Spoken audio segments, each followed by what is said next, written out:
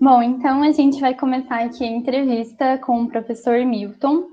Essa entrevista ela vai fazer parte de um acervo com grandes nomes da gestão costeira. E o professor Milton Asmus, ele possui graduação em Oceanologia e mestrado em Oceanografia Biológica pela Universidade Federal do Rio Grande do Sul, do Rio Grande. E doutorado em Ciências do Mar pela Universidade Sul da Califórnia. É atualmente secretário das Relações Internacionais e professor do Instituto de Oceanografia da Universidade Federal do Rio Grande. É membro da rede Bermar, membro do The Global Forum on Shelf Coast, e professor e colaborador da Universidade de la República, no Uruguai. E professor do programa de pós-graduação em Geografia da Universidade Federal de Santa Catarina. Tem experiência na área de oceanografia e ecologia costeira, com ênfase em gerenciamento costeiro, atuando principalmente nos seguintes temas: gerenciamento costeiro integrado, ecologia de sistemas, ecologia de estuários e gestão com base ecossistêmica. Muitas pessoas se deram conta que era necessário uma visão sistêmica ou ecossistêmica que poderia facilitar o que é realmente desejado na gestão costeira, que é a integração. Então, tem várias formas de tentar integração, né? O pessoal fala, gestão integrada, gestão não sei o quê, gestão com base da comunidade, gestão adaptativa, gestão com base no ecossistema. Mas, na verdade, tudo isso são tentativas de uma coisa chamada integração, tá? Porque nós estamos num sistema complexo, costeiro, com vários componentes, né? Físicos, biológicos, socioeconômicos, e eles são integrados no seu funcionamento. Então, eu preciso ter um enfoque integrado para poder gerir isso de forma coerente. Senão, eu olho um segmento, outro segmento, e a famosa gestão compartimentada, que não funciona, né? Então, esse é um problema, não é trivial, é um problema... Então, quando surgiu a gestão com base ecossistêmica, foi de certa forma, uma união da ecologia de sistema com o gerenciamento costeiro. Então, o número 1 para tu conservar os sistemas costeiros, os ecossistemas costeiros, é concebê-los como ecossistema, ou seja, conceber a zona costeira como uma composição de ecossistemas, né? E quando eu digo ali tem um ecossistema, imediatamente eu já assumo uma visão integrada, porque o ecossistema ele tem um componente físico, biológico e socioeconômico, né? Considerando o ecossistema, inclusive, como homem e sua atividade socioeconômica. Era uma visão radical que o Odum tem e eu acompanho. Considerar, por exemplo, uma praia cheia de gente, com barraquinha, vendendo cerveja, isso é um ecossistema, tá? Tudo bem, tem dificuldades políticas, mas é interessante que a gente interprete bem essa questão do que é a política, porque, assim, o gerenciamento costeiro, ele é uma atividade política.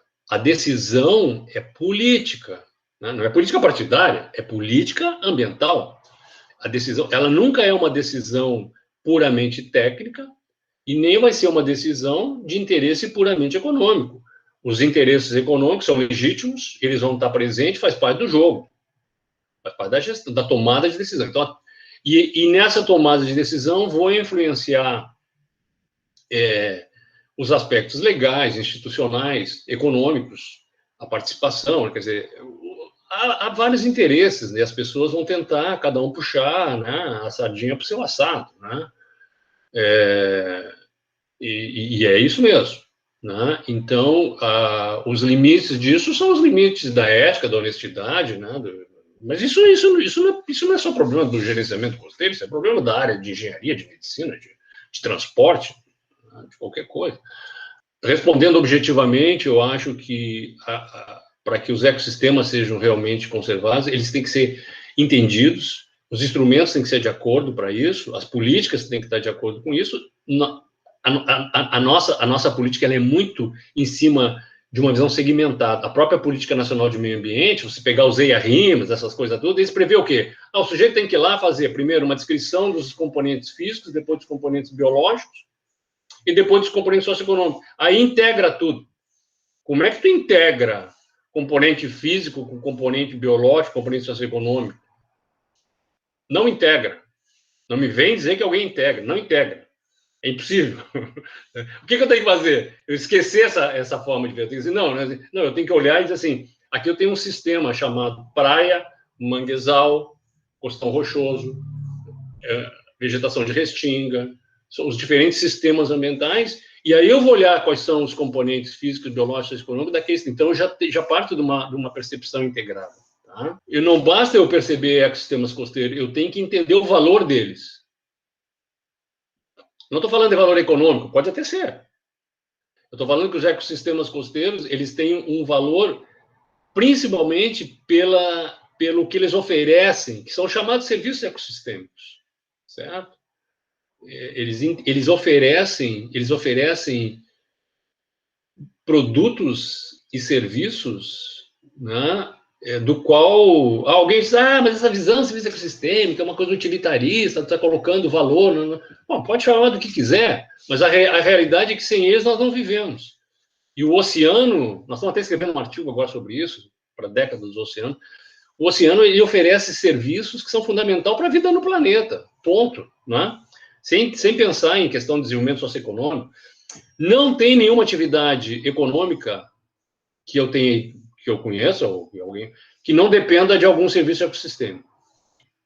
A questão costeira, ela vir para a agenda política, ela é importante. Bom, isso, evidentemente, passa aí pela política administrativa dos governos, né? Quer dizer, aí tem uma questão ideológica de cada governo, né? De uma tendência para lá ou para cá, mais ou menos participativo, mais ou menos aberto, mais ou menos democrático, que muda de país para país e mesmo dentro do mesmo país muda de governo para governo. Então, a forma com que essas questões elas são priorizadas na agenda política são diferenciadas, né? Por exemplo, agora, nesse momento, o gerenciamento costeiro no Brasil passa por uma fase crítica, né?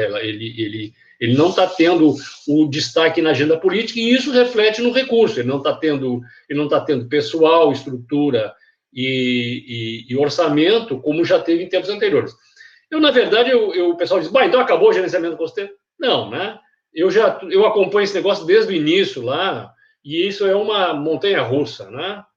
Ele vai para cima e vai para baixo. Então, são fases, né, que a gente tem que entender isso, né, e tem que trabalhar nas condições possíveis, né, nos espaços possíveis. Eu sou dessa opinião. Então, nós temos um problema. Então, vamos lá. Nós temos um problema de recursos, nós temos um problema de agenda política, né, por essas razões. Nós temos um problema que eu gosto de chamar de identidade costeira. Isso é um assunto interessante, que pode gerar muito estudo e muito debate. Então, por exemplo, o que é a zona costeira do Brasil? A zona costeira do Brasil, você sabe muito bem, ela é definida pelo município costeiro e mais pelo mar territorial, certo? Bom, por que foi tomada essa decisão? Essa decisão foi tomada lá nos anos 90, no início dos anos 90, tá? O pessoal tinha uma dificuldade de definir zona costeira. Finalmente, depois de tanto bate-boca, não, vamos fazer o seguinte.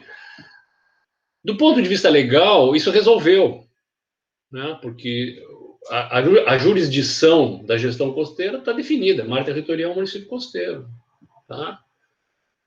Só que isso diluiu a questão costeira no município, quer dizer, o prefeito passou a ser o dono do campinho.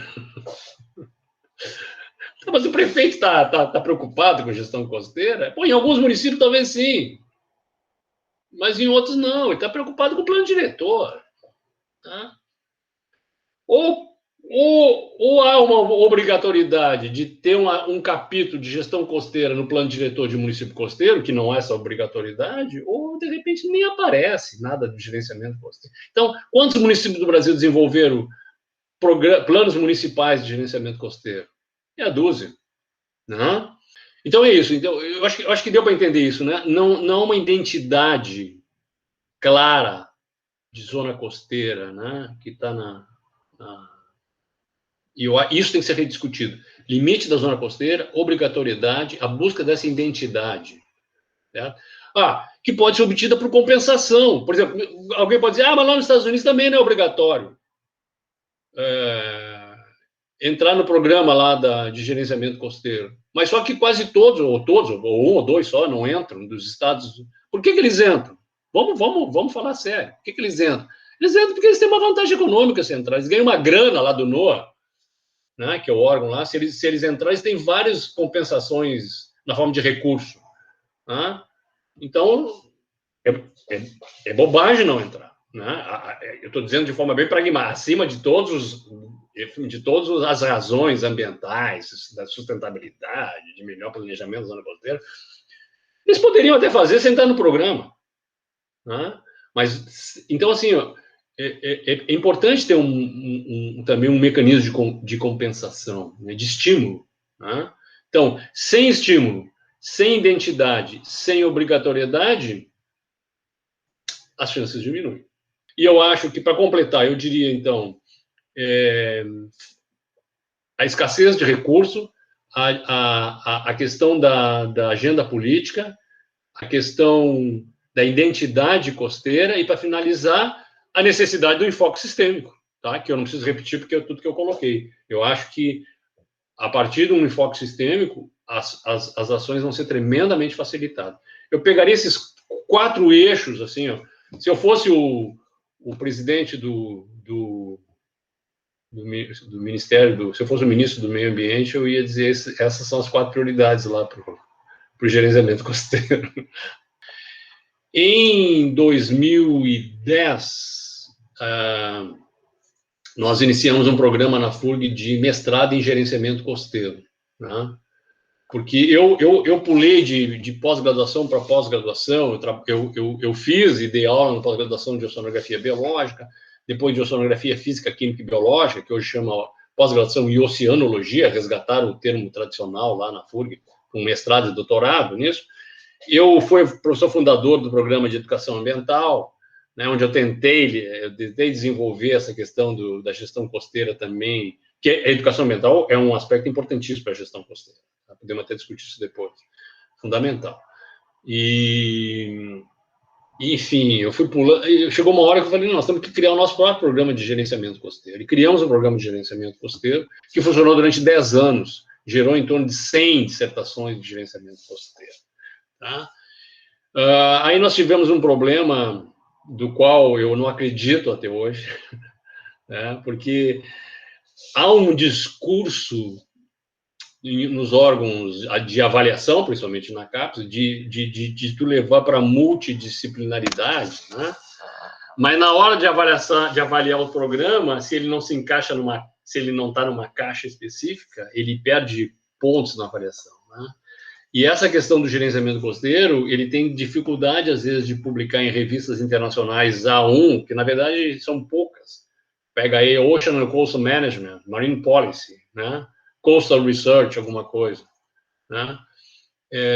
São poucas as revistas internacionais de impacto, né? Para o gerenciamento, para a gestão costeira. E, nacionalmente, menos ainda. E tem muita coisa, muita produção científica que ela acaba que sai na forma de relatório de suporte à tomada de decisão. Né? A relatório para órgão governamental, para a empresa, enfim, para as prefeituras. Né? Então, numa avaliação, e a gente tinha dificuldade de achar, não existe um comitê na CAPES dentro da área de oceanografia, não existe uma sub-área de gestão costeira, poderia ter, ou ciências do mar, seria suficiente. Né? Não oceanografia, ciências, meu doutorado é em ciências do mar, né? Eu fiz nos Estados Unidos, trabalhando no caso aí, com ecologia de sistema, mas o pessoal da gestão costeira podia estar aí também. Então, com isso tudo, fez com que o programa, por uma decisão da CAPES, fosse descontinuado. Né? Eles disseram que o programa não ia mais continuar. Né? E não estava mais autorizado a continuar. Foi um absurdo. Quer dizer, o único programa de gerenciamento costeiro do Brasil... Aí houve uma reação, carta do Ministério do Meio Ambiente, né, para a CAPES, uma série solicitando que ele fosse continuado, e não houve jeito. Já foi, né, de certa forma, uma política do atual governo de tentar um enxugamento, né, da CAPES do CNPq, né, com menos bolsas, menos. Então, esses programas que não tinham um espaço característico, né, consagrado lá no esquema lá da CAPES, eles perderam força. Quer dizer, nós não fomos no nosso caso, outros programas, principalmente desses enfoque multidisciplinar. Isso coincidiu também com um período que eu tinha deixado de ser coordenador, eu estava em Santa Catarina como professor visitante, então eu fiquei muito triste com isso, tá? A gente perdeu o único programa de mestrado, até então, eu acho que continua sendo, né, que estava formando regularmente mestres em gerenciamento costeiro. Né? E tem lá um depositório, lá como é que chama, como é que é o nome que se diz agora? É um repositório, né, de dissertações, lá em torno de 100 dissertações, que são muito interessantes, muitas delas com um enfoque sistêmico. Entenda que crises virão e virão outras crises, que o gerenciamento, como qualquer setor da administração brasileira e de qualquer país, funciona na forma de ciclos, né? O cara vai lá, mas por mais que a gente esforce, os problemas da zona costeira continuam. Claro, e vão continuar. Eu acho que o quê? Que o pessoal da medicina se esforce e as doenças vão acabar? Não, vão continuar. Só que surgem novas doenças, novas características, novos contextos e tem que se adaptando. Serve para o sistema de transporte, serve para o sistema hospitalar, serve para questão jurídica, serve para direito internacional, serve para qualquer coisa. Os sistemas são dinâmicos e flexíveis, né? E são geoplásticos, como eu costumo dizer, né? Eles têm uma plasticidade geográfica, né? Assim, em todos os aspectos, né? E então, assim, o pessoal tira esse problema dos ombros, né? O problema não é do gerenciamento costeiro, o problema é da administração pública, né? E é um problema que acontece. Então, na verdade, essas questões têm que ser tratadas, novas ideias propostas e usar as oportunidades, né? Porque são processos em ciclos, né?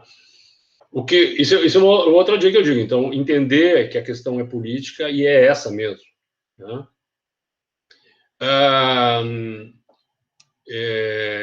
Mas eu acho que uma coisa inegável é que a importância da gestão costeira cresceu muito, né?